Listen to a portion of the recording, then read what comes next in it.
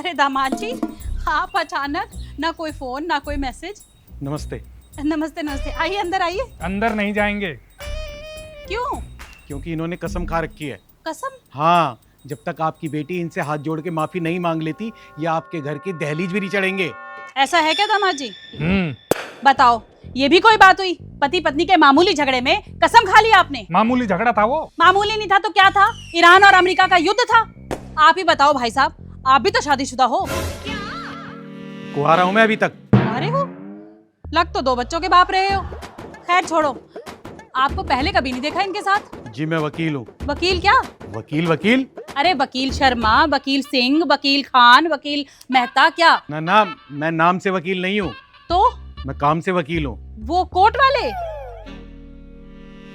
जी। इन्हें क्यों लाए हो दामाद जी? इनकी जरूरत पड़ी है इसलिए आए हैं।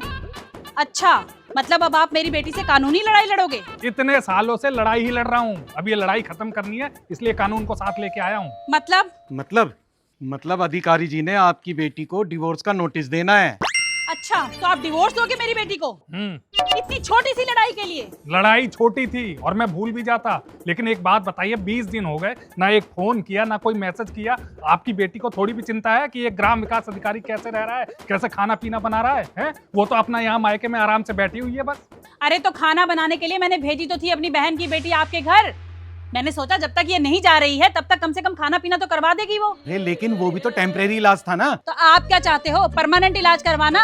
हंसती खेलती शादी को खत्म करवाना चाहते हो आप? देखिए, शादियां ऐसे नहीं खत्म होती। अरे इतनी बात क्यों कर रहे हो आप? ये नोटिस थमाओ ना। ये अच्छा नहीं कर रहे हो आप दामाद जी, बता रही हूँ मैं। लो, एक बार पढ़ लो। अरे ये क्या कर दिया आपने? चल हट। नाम क्या है तुम्हारा? अरे जो भी नाम है, जब तुम इनकी शादी में नहीं आए थे तो शादी तुड़वाने के लिए कहाँ से आ गए? वकील हैं ये, और वकील होने के नाते जो इनका काम है इन्होंने वो किया। ये काम तो मैं भी कर सकती हूँ, लेकिन कुछ सोच कर ही चुप हूँ। अरे पति पत्नी का झगड़ा दिन रात की तरह होता है, जब तक दुनिया है ये झगड़ा भी रहेगा। अरे तो ये बात अपनी बेटी को भी समझाओ ना। समझाया है, तभी वो चुप है 20 दिनों से, वरना ये भी जानते हैं कि वो क्या चीज है। जानता तो मैं बहुत कुछ हूँ। क्या जानते हैं आप? यही कि सारा बिगाड़ा हुआ आपका ही है। लो, मैं यहाँ रिश्ता बचाने पर तुली हुई हूँ, लेकिन आप है कि मुझे ही दोषी करार दे रहे हो। अरे ऐसे नहीं कह रहे हैं अधिकारी जी। तुम चुप रहो, पता नहीं कैसे वकील हो। एक अड़ियल आदमी ने कहा और चल दिए नोटिस छपवाकर उसके साथ। अड़ियल हूँ मैं? अड़ियल नहीं हो तो क्या हो? अरे बीवी किसकी झगड़ा नहीं करती, लेकिन पति होता है कि चलो 2-4 प्यार की बातें करता है और हो गया। एक ग्राम विकास अधिकारी कभी प्यार व्यार की बातें नहीं करता।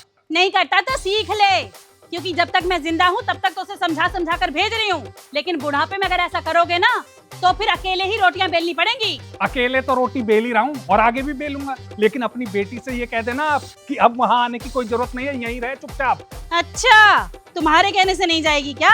हक नहीं है क्या उसका ससुराल पे? अरे तो उससे कहिए ना, उसी हक के नाते चली जाए अधिकारी जी के साथ। अरे तुम चुप रहो, लड़ाई शांत करने के बजाय उसमें घी डालने का काम करे जा रहे हो सुबह सुबह। वकील किसने बना दिया तुम्हें? ये तो मेरी बेटी है नहीं यहाँ पे, पार्लर गई हुई है आईब्रो बनवाने के लिए, नहीं तो वो ये देखती सुबह सुबह तो क्या बोलती। देख रहे हैं वकील साहब, यहाँ बिना पत्नी के गोल रोटी नहीं बन रही, और इनकी बेटी गई है पार्लर, वो भी आईब्रो बनवाने। फोन करिए अपनी बेटी को और बोलिए फेशियल भी करा ले, जरूरत पड़ेगी दूसरी शादी में। चलिए। और इस बार नोटिस भिजवाऊंगा डाक से। बड़ा वकील करे जा रही थी। चलिए। अरे जाओ जाओ, ये गीदड़ भभकिया किसी और को देना जाकर। एक बात सुन लो, मेरी बेटी तो इतनी सुंदर है कि उसकी तो दूसरी शादी हो भी जाएगी इस उम्र में, लेकिन तुम्हारी टकलू टाट पे तेल मालिश करने वाली दूसरी नहीं मिलेगी। हाँ, बड़े आए नोटिस देने वाले।